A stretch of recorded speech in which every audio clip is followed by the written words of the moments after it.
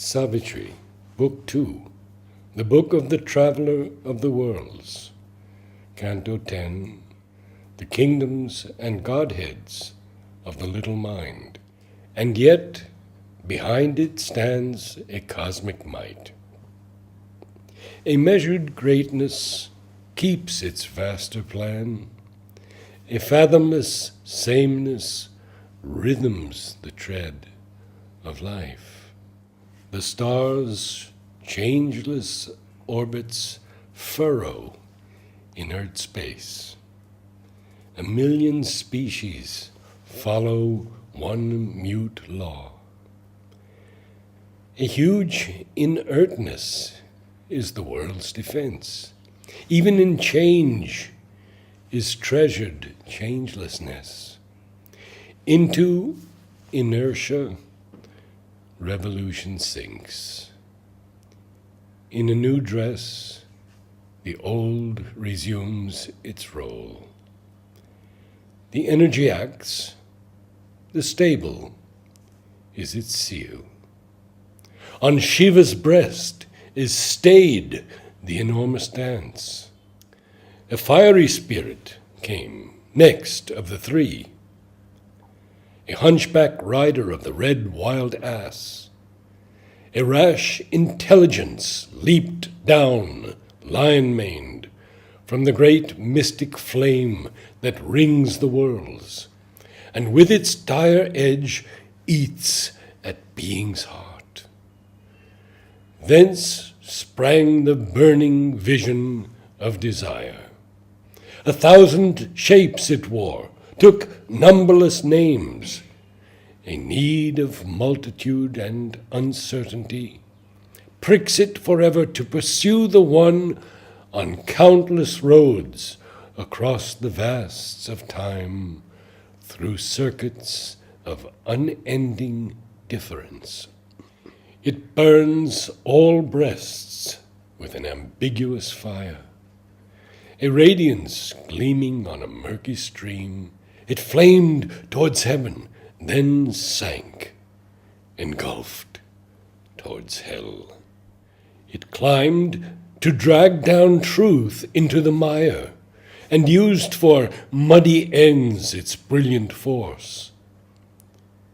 A huge chameleon, gold and blue and red, turning to black and gray and lurid brown, hungry, it stared from a mottled bough of life to snap up insect joys, its favorite food, the dingy sustenance of a sumptuous frame, nursing the splendid passion of its hues.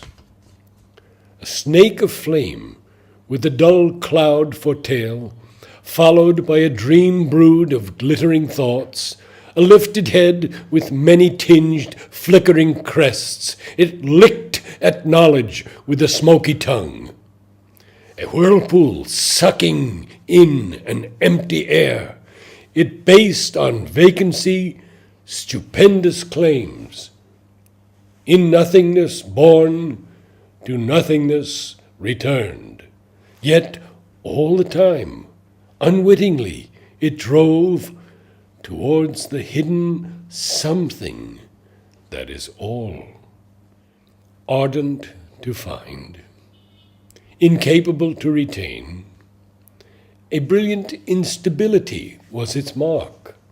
To err, its inborn trend, its native cue. At once, to an unreflecting credence prone, it thought all true that flattered its own hopes. It cherished golden nothings born of wish. It snatched at the unreal for provender. In darkness it discovered luminous shapes. Peering into a shadow-hung half-light, it saw hued images scrawled on fancy's cave. Or it swept in circles through conjecture's night, and caught in imagination's camera bright scenes of promise, held by transient flares. Fixed in life's air, the feet of hurrying dreams kept prints of passing forms and hooded powers and flash images of half-seen verities. An eager spring to seize and to possess, unguided by reason or the seeing soul, was its first natural motion and its last. It squandered life's force to achieve the impossible. It scorned the straight road and ran on wandering curves and left what it had won for untried things. It saw unrealized aims as instant fate and chose the precipice for its leap to heaven. Adventure its system in the gamble of life.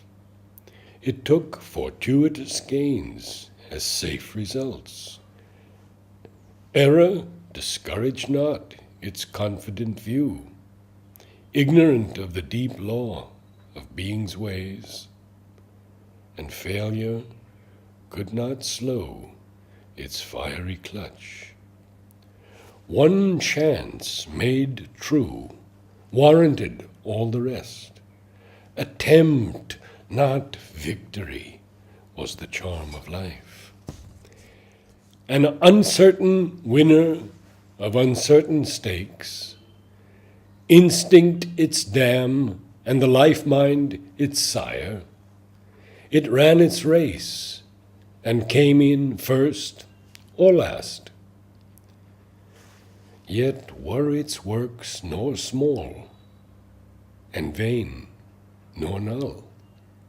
It nursed a portion of infinity's strength, and could create the high things its fancy willed. Its passion caught what calm intelligence missed. Insight of impulse laid its leaping grasp on heaven's high thought had hidden in dazzling mist, caught glimmers that revealed a lurking sun. It probed the void and found a treasure there. A half intuition purpled in its sense. It threw the lightning's fork and hit the unseen. It saw in the dark and vaguely blinked in the light. Ignorance was its field, the unknown its prize. Of all these powers, the greatest was the last. Arriving late from a far plane of thought into a packed, irrational world of chance, where all was grossly felt and blindly done, yet the haphazard seemed the inevitable, came reason, the squat Godhead artisan, to her narrow house upon a ridge in time. Adept of clear contrivance and design, a pensive face and close and peering eyes, she took her firm and irremovable seat, the strongest, wisest of the troll-like three, armed with her lens and measuring rod and probe. She looked upon an object universe and the multitudes that in it live and die, and the body of space and the fleeing soul of time, and took the earth and stars into her hands to try what she could make of these strange things.